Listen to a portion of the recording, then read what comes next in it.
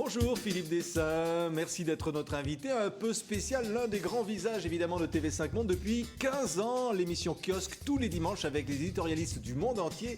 C'est un anniversaire qu'on va célébrer tout le week-end, Philippe.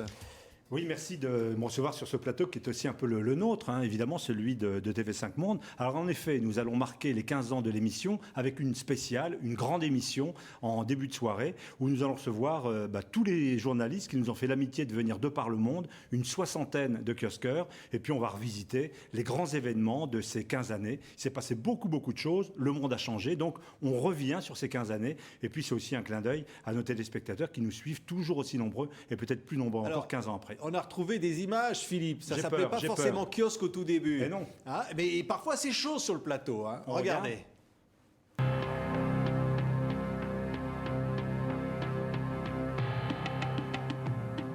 Voici donc nos invités, des éditorialistes qui nous ont rejoints ce soir à Paris. Mais Yoav, vous jouez avec des mots. Comparer, non, ça veut dire on peut comparer 1 avec 100. Ça ne veut pas dire que 1, c'est la même chose que 100. Non, mais je dis que nous vous jouez savons avec des mots. Mais c'est ridicule, excusez-moi. Ющенко n'a jamais été président de l'Ukraine.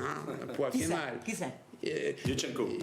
Pas Ющенko, Yanukovych n'a jamais été président de l'Ukraine. Il était premier ministre, il était quoi? La réponse est très simple, c'est qu'est-ce qui se passait avant les talibans. Avant les talibans, il y avait une insécurité totale, c'est pour ça que les talibans sont arrivés. Il y avait les Russes. Non, il n'y avait pas les Russes, non. Il y avait une anarchie qui a fait 3000 morts à Kaboul, c'est ce qu'il y avait avant. La monarchie en Afghanistan a été renversée en 1974. Qu'est-ce que vous dites? Il est actuellement premier ministre, mais il n'a jamais été président. Qu'est-ce qu'il a été au moment de la révolution orange? Il était... Bon, écoutez, on va peut-être pas entrer dans les détails. Mais qu'est-ce qu'il raconte? C'était le président qui était déchu. Je ne parle pas seulement de l'Inde. Voilà, c'est incroyable parce qu'il se passe toujours quelque chose dans cette émission, Philippe. C'est un peu le principe. C'est que nous essayons bien sûr d'aborder les grands thèmes de l'actualité, mais les journalistes qui viennent à cette émission ont aussi leur passion, leur regard, et c'est vrai que parfois ça s'engueule un peu, dans un respect et une amitié réciproque. Mais c'est une émission vivante où on essaie justement de laisser libre cours à ce qu'il peut y avoir de passionnel dans la lecture de l'actualité. Oui, alors vous êtes en direct, donc toujours. Il y a une liberté de ton, il y a une liberté tout court finalement. C'est le principe de l'information à TV5, elle est libre, elle est ouverte, elle est plurielle, elle est métissée, elle est polyphonique, elle est voilà. Et effectivement, le fait que nous soyons en direct comme les journaux de la rédaction de TV5 Monde, ça nous permet bien sûr une prise de risque, mais aussi une vérité. On peut pas tricher parce qu'on sait que, à la différence d'autres émissions, ensuite on va pas monter, on va pas couper telle ou telle séquence, on donne tout aux téléspectateurs et puis c'est un moment de vérité, voilà. C'est un échange extraordinaire parce que les kiosqueurs, c'est comme ça qu'on les appelle, ils ont été 200 à se succéder sur ce plateau pendant 15 ans. Ils viennent du monde entier. Absolument. Et ils apportent avec eux leur propre regard. Il y a un échange. C'est ça qui est formidable. Oui, moi, c'est ce qui m'a beaucoup plu au cours de ces 15 années. Ce sont des rencontres avec des consoeurs, des confrères venus du monde entier qui ont en commun une grande connaissance de la culture française et francophone, une pratique de cette langue qui leur permet d'avoir des échanges. Une fois, une anecdote, il y avait 2 confrères américains qui étaient sur ce plateau et ils parlaient en français. Et après l'émission, ils continuaient à parler en français parce qu'ils avaient eu cette langue ici même. Et c'est ce qui est pour moi très, très intéressant, important, de voir cette culture francophone à l'œuvre, vivante, avec 200 journalistes, toutes nationalités. Et est-ce qu'il y a des sujets qu'il vaut mieux éviter? Est-ce qu'il y a des tabous? Est-ce que vous vous dites avant l'émission, bon, ça on va pas en parler parce que voilà, c'est trop sensible? Il peut arriver qu'on ne traite pas tel ou tel sujet parce que c'est pas vraiment dans l'actualité ou ça n'intéressera pas le monde entier, ce sera anecdotique, mais aucun sujet par définition n'est tabou. On sait par exemple que quand on va parler du Proche-Orient, par exemple, que c'est extrêmement passionnel, de la guerre d'Irak, de l'élection d'Obama, de la situation politique en France ou en Europe, ce sont des moments où bien sûr il y a une prise de risque sur ce plateau, mais c'est aussi le rôle de l'animateur, comme vous le faites, de pouvoir recadrer et faire que les différents invités se parlent en s'écoutant, se parlent avec respect et un véritable échange pour le téléspectateur. C'est pas un match de catch, c'est vraiment un échange d'informations. Ce sont des éditorialistes, ils ont vécu avec vous pendant ces 15 années, Philippe, les grands moments de l'histoire, parce que l'actualité devient de l'histoire, et ces grands moments, bien vous allez nous en parler pendant l'émission spéciale ce week-end. Tout à fait. Alors nous avons, avec Sylvie Bréban qui a repris pour cette émission la rédaction en chef, nous avons choisi un événement par année. Donc 15 événements qui ont marqué l'actualité et donc un peu l'histoire. Par exemple, bien sûr, le 11 septembre.